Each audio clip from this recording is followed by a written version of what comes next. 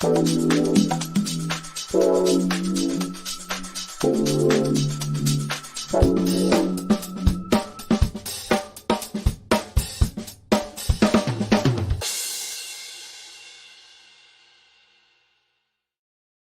there, everyone. We are live. Hey, guys. Oh, Hello.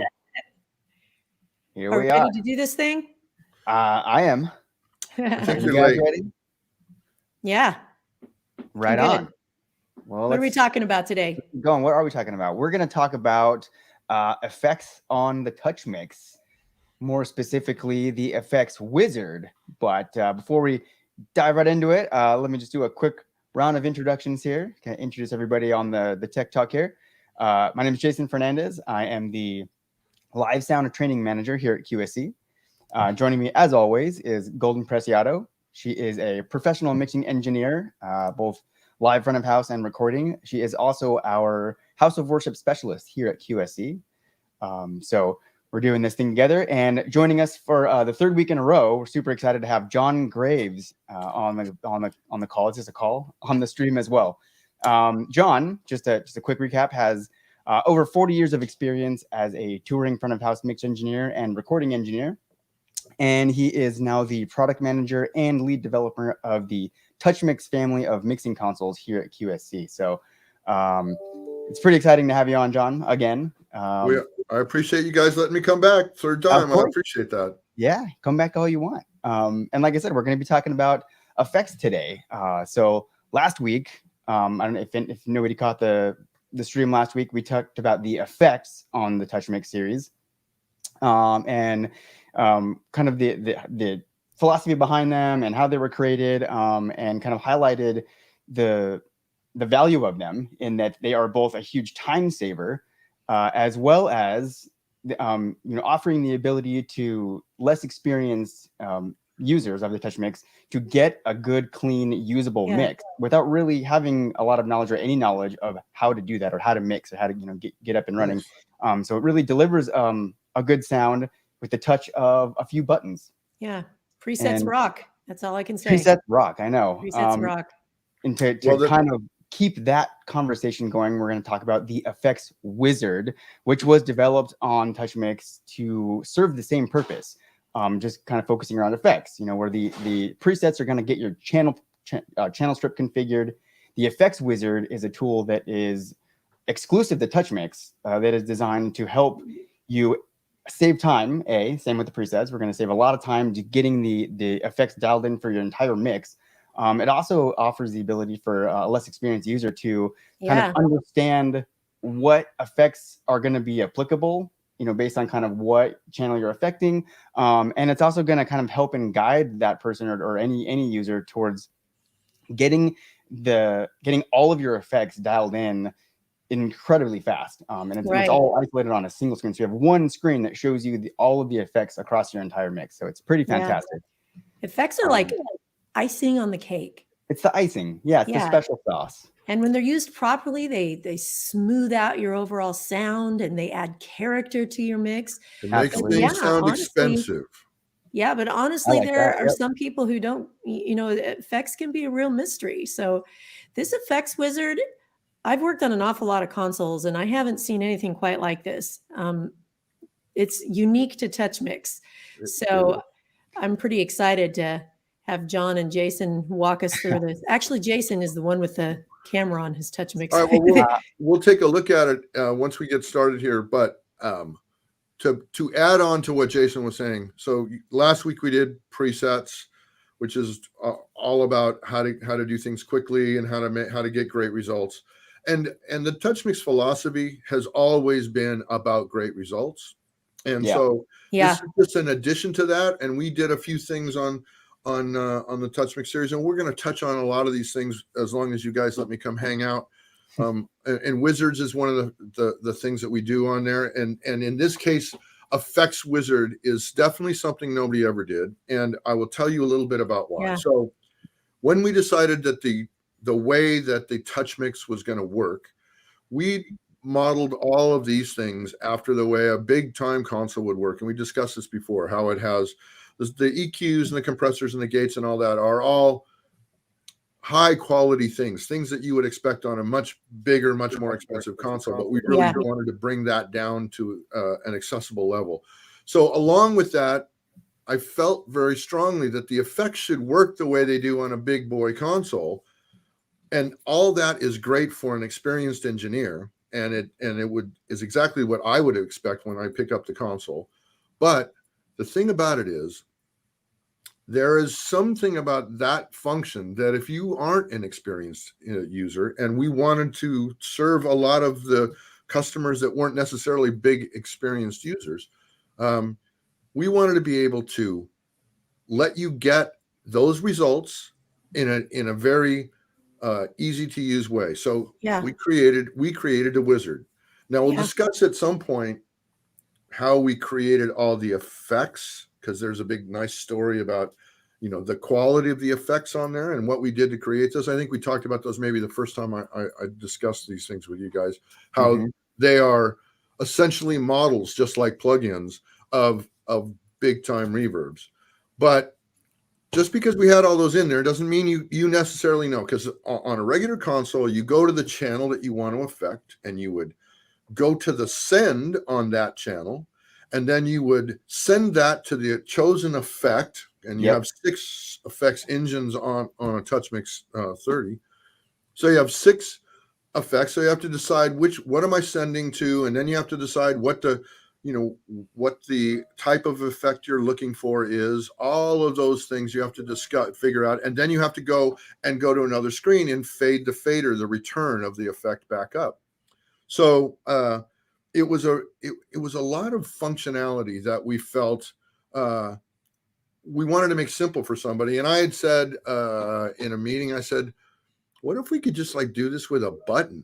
Like you just sort of say, hey, what a concept. I have this instrument and I want to put an effect on it, and we could just do it with buttons. And that's what created that's really what created the wizard. So what we ended up doing was we figured out a way to give you choices when you go to the effects wizard, and you say, this is the channel. Hi, Jason. Hey, sorry. So we'd say, this is the channel that we want, and this is the kind of signal that's coming in.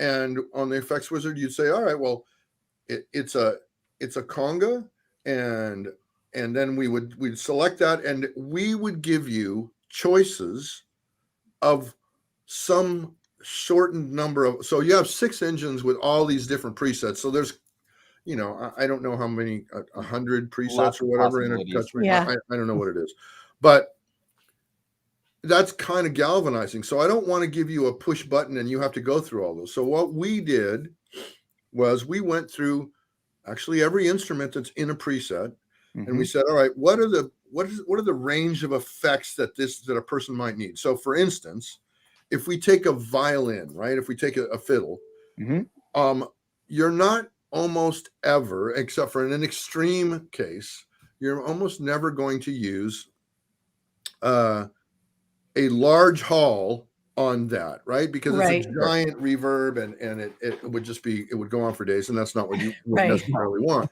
So we went through and said, all right, so these things are not things that you're going to use on this. Now, it doesn't mean that if you're using a TouchMix and you want to use any of these things that aren't in a wizard, you can go ahead and spin them up. But on the wizard, we wanted to give you reasonable choices of effects for the instrument, based on the instrument. Right. That in itself took some time, as you would expect, right? So I went through every instrument and every reverb and everything, said, no, we want to use this, we don't want to use that. So for instance, on a vocal, you have a big list of things because there's a lot of things that you might use. And then, as I said, like on a mandolin, you might only have 5 or 6 choices, something like that, right? Right. So the idea is like, look, what if a user could say, well, I'm going to the wizard because I'm not sure about all this. I choose the instrument. I say, yeah, okay, I'll try.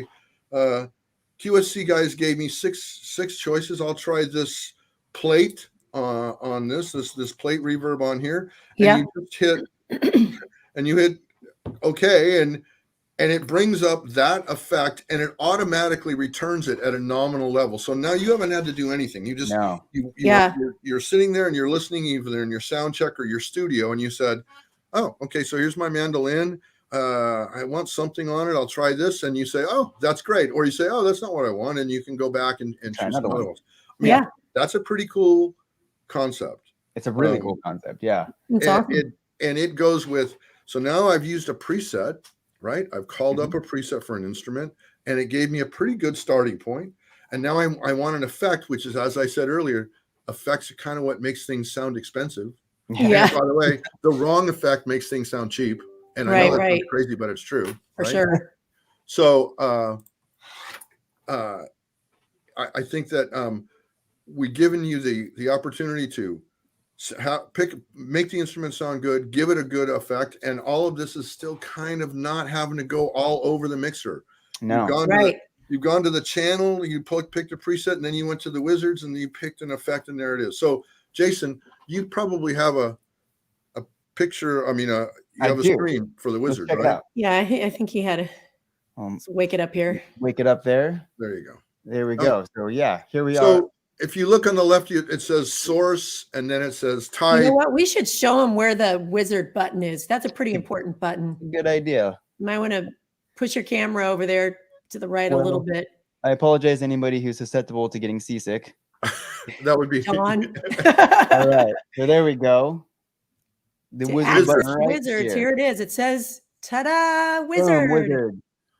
All right. Well, so we're giving away future conversations because there's 3 wizards, and we'll talk about all those at different times. Yeah. But I just wanted to know where to get to the effects wizard.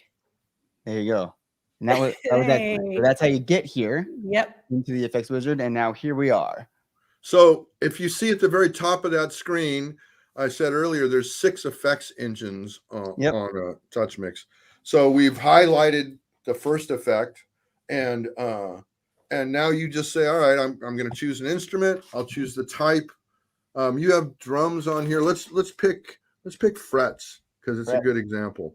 Let's do it. And pick mandolin because that is something that's we already limited. Talked about it. Yeah. So if you go to mandolin, you will see that you only have so many. You don't have like 1,000 effects to choose from, right? Now it looks like there's maybe 8. Yeah.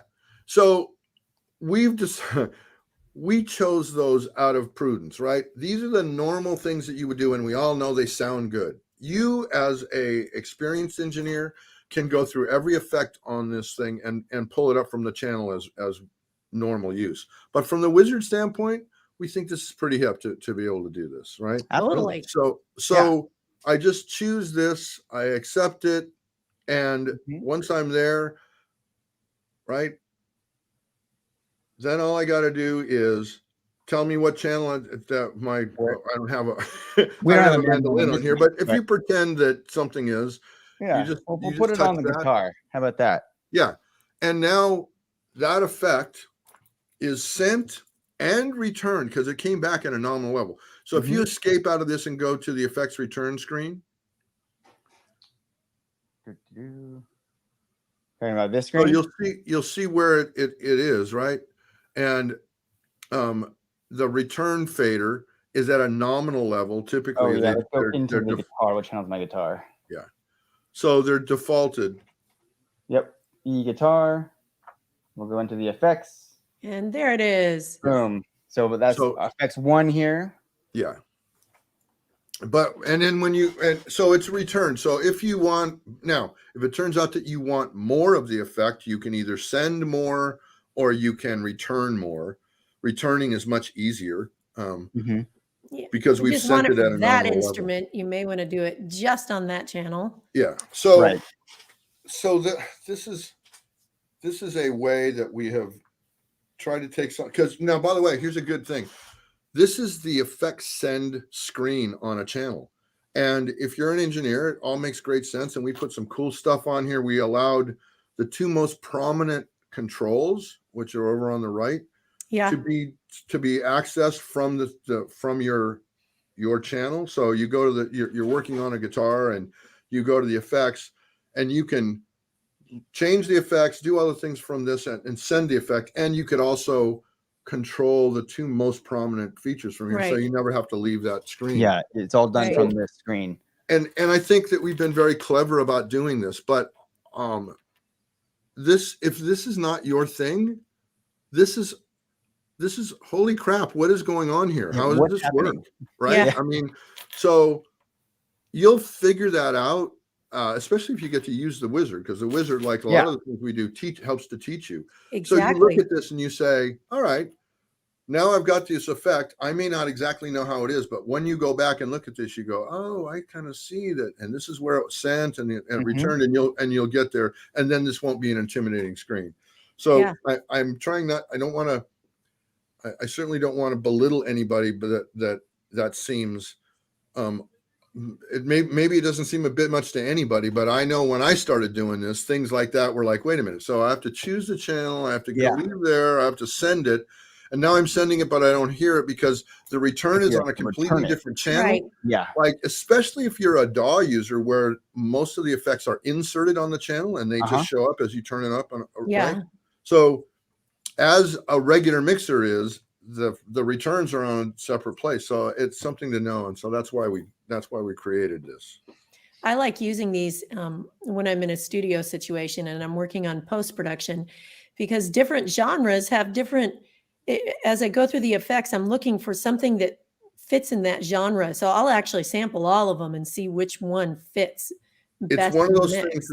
It's this, like we talked about the EQs, like in presets, how you can save all the other functions and just change EQ in the middle of a preset, right? Yeah, I can change effect right in the middle of it. Right. So you can actually, you can preview all these effects on each instrument that you pull up, and it's a fast way to do it. Now, really quick. Yeah. I tried really hard on this mixer to not put clever things like wizards that were of no value to an experienced user, but were of great value to somebody who didn't have a lot of experience. So there's some of the people we know. One of the guys that's on the team here, one of the main guys that uses this mixer, uses this function all the time because it's fast for him. It's quick. It's super fast, and it's the same thing with, for instance, using a preset. Using a preset, it is super fast, even if you can get all that by yourself, right? It because it labels the channel and and brings up a starting point. This is the same kind of thing, right? Like he can just go to drums, grab a snare, choose a snare thing. Yeah, you can zip right through it. Yeah, like everything is laid out right here, and then if you want to move to your different effects, those are just navigation tabs at the top of the screen. So I mean, everything is right here, and it's incredibly fast to set everything up. Like you saw me do with our mandolin here.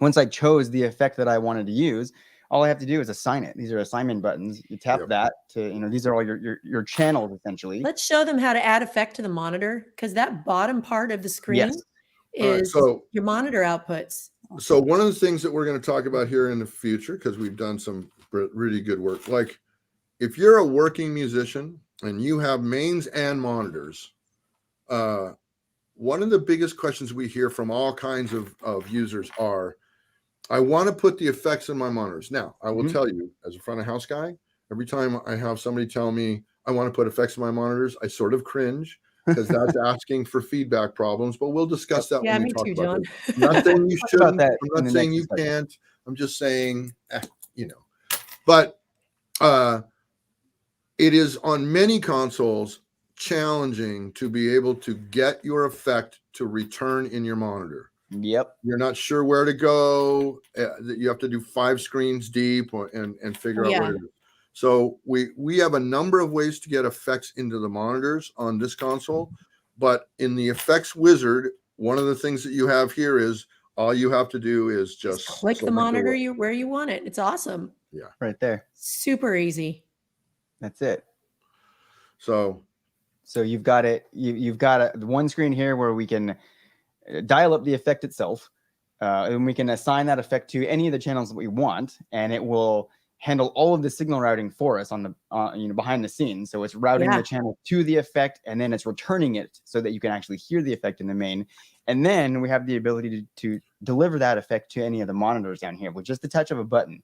And that's even more complex signal routing to get it to do that, as John kind of outlined. And it's just, for us, it's just a couple of button pushes. So it's an incredible time saver And super intuitive button pushes. Yeah. Like it actually says what you're about to work on. Yeah. And the best part of it is if you make a mistake and send it to the wrong thing, all you have to do is deselect it. I mean, yeah. When it's out. One of the things that's always challenging about doing a mix and doing things while you're trying to get through stuff is if you make a mistake in certain situations, it's ugly and everybody hears it and it feeds back or does something. The best thing in the world is to be able to undo whatever disastrous thing you've done in the beat of a heart. So I take it back. So, Control Alt Delete. What? Yep. So this is an easy way to do things. Yeah. It's awesome. Kind of paired with the presets. I mean, you're up and running, and you've got a really sweet sounding mix in virtually no time. True. Yeah, super easy, super awesome, super intuitive. Great for volunteers. I work with volunteers, so that wizard button is something we used a lot. It's your best friend. Yep, it's one of your best friends. Show somebody how to recall presets, and then show them how to get to the wizards. And just about anybody could get up and running on this console. Yeah, there's a couple more things that we'll talk about. And by the time you're done with 4 or 5 of these sessions, you can do all the complex things in a mix and have a great mix without putting a bunch of time into it. Right. Absolutely. So want to thank Joe Gossett from Tulsa, Oklahoma for showing up. We got Kevin Wright. Yeah. He's faithfully here watching our live streams. And David from Memphis and Bruce from Uganda. And we've got Gene Stewart here as well. So thanks so much for joining us. Very cool. Very, very cool. We have nice. LCA Studios. Very cool. Hey, I think maybe we need to go do a session there. Oh, yeah. I think so. Let's make it happen. Let's I think we got a couple questions in here that we might want to address real quick. Shoot. So we had a question that the question was simply adjusting pitch. So I think, since we're talking about effects, there is one of the effects is a pitch shifter. If that's what you're asking about, there is a pitch shifter in the TouchMix that can be applied to any single channel at any given time. And it's all right. So there's a couple things. So you've got pitch change and pitch correct. Right. So the pitch change essentially is a harmonizer, right? Now, what you got your finger on is essentially pitch correct. Yeah. Right. It is insertable, which is very DAW-like. So in other words, it works. There's no master, and you only get to use it on one channel on the TouchMix. One, at a time. As with all pitch correct, you have to you got to be pretty much in the ballpark. Yeah, you got to be pretty close. Yeah. By the way, you're not gonna. If I'm singing, it won't fix it. No. Me neither. I can't. It's not a magic wizard button. Right. And then just real quick, so the actual pitch shift thing, we also have that. So that was the pitch correct is available as an insert on a single channel. We do have a pitch shifter as well, which is essentially a stereo harmonizer. It's a harmonizer, correct? Yeah. So there you go. And there are good. When we want to talk more about effects, I put presets in all the effects. The reverbs, there's a bunch of presets, but even on pitch correct and even DDL on the delays, I put basic good jumping off points, right? So if you're not sure, like, you want to put delay on your vocal and you're not really sure, like I put 3 or 4, 1 or 2 presets in those things that are just basic settings. They're not really presets. They're basic settings that you would use. So like there's a 250 millisecond delay on the delay, and that's a really common, comfortable one that people tend to use. And on the pitch shift here, there's a couple of standard pitch up, pitch down kind of thing that you want to put on a vocal. By the way, and if you haven't tried them, try them. They sound pretty good. Give them a try. Yeah. Pick a time when you're not actually performing and sit Yeah, there and yeah. sample it. Right. I would Play with not the just controls. try these out while you're playing. Try them on your own time to get an idea of what they're gonna do versus just messing around during a show or an event. The pitch shift is magical. Is magical a word? It's really cool. It's magical on lead vocals. It just really, makes really them nice. And background life. vocals, and it's really great as long as you use it correctly and you don't overdo it. By the way, the same thing on the pitch correction that we were getting a question on. So there's a blend button on that, right? Yeah. So the situation that if you blend it all the way, then all you're going to hear is the affected the pitch correct that you've done. And in some cases, that could be exactly what you want, right? I don't want to hear the other thing. In other cases, you just want to ghost the lead vocal with whatever pitch correction happens, which will give you kind of a chorusy effect, but uniquely different than a chorusy effect. Yes. So the blend is important, and then the speed. All these things are important as to how it relates to the way that it comes back on you. But the pitch correct can be used all by itself, or it can be used as a blend. I would tell you that if it's getting used all by itself, live is probably not the place you want to try that, because what's going to happen is you've got all these other things bleeding into it. So now you're going to be pitch correcting the guy's guitar.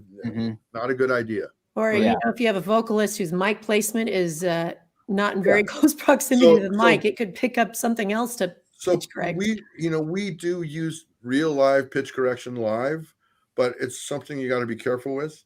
For sure. It's kind of like you need a front of house guy to be spinning knobs on if you're going to have pitch correction. Like it's dangerous to run it in a band and just let it run, right? Because you're not sure what's happening. You got to pay attention to it and finesse it. Right. Yeah. I want to just address one more question that we got here regarding wireless control. Question Kevin from Facebook asks, can you do this from any wireless source, being either Android or Apple? The answer is yes, you can. There is an app for iOS devices as well as an app for Android devices. The question continues. It says, I've noticed that my Android doesn't allow the same capabilities. It absolutely does. It's the same app on both devices. So you might want to look into your device permissions in the mixer. You also might want to pay attention to the specific. So if you're using a phone versus a tablet, there are the phone app and the tablet apps are a little bit different. There is some limited capabilities of the phone app. Intentionally, yes. Yeah, because the phone app was designed essentially to be a monitor control, right? Right. So I don't want to be able to mute somebody else in the band from so there are things that don't work. And people are like, why doesn't my mute work? It's like, I did that on purpose. So that was smart. So the phone app is that way. And I will also say this, Android and iOS are a little bit different if you're into all this, you care. If you're not, you don't, but they are a little bit different in the way that they work. And it is more challenging to get things to work exactly the same on every Android device, unlike Apple, who has a very specific framework around uniform. So sometimes we get into challenges. There's not much we can do about it, depending on what the processor is and depending on what version it is. All in all, it works on Android and it works on iOS. Sometimes you run into some challenges, but it's pretty darn good across the board that way. Yeah. Very cool. Well, I think we'll go ahead and cap it there. Thanks again, John. Next session, so we're going to take next week off because we have a holiday here in the US. It is Thanksgiving. But then the following week we'll be back and we're going to talk a little bit more about monitor mixes, and we're going to kind of cover how to get those set up. We're going to talk a little bit more in depth about getting the effect into the monitors and the various ways we can do that. Right. As well as some best practices and things like that. So hope you guys come back and join that discussion. We might, if people want to get far into the monitor thing, if we get enough people to ask us, we could spread it across two different visits. Okay. It can be as deep or not deep as you want, right? Because we have a lot of stuff in TouchMix that affects monitors because of the feedback wizard and all that stuff. So we'll make a plan, and then if people want us to dive back into it more, they can let us know, and we'll see about it.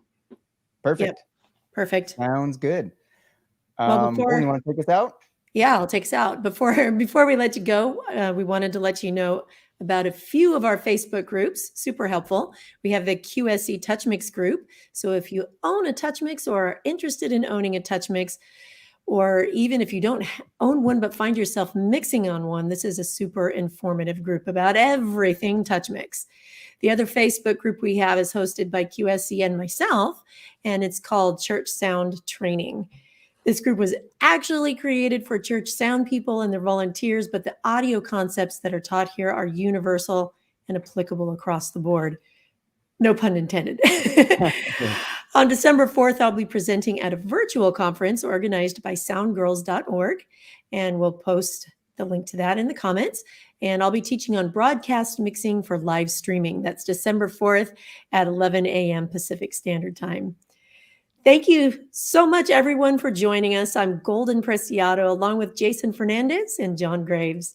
From all of us here at QSC, strive for excellence, never stop learning, and be the best that you can be. And we'll see you on the next QSC Tech Talk. Bye for now.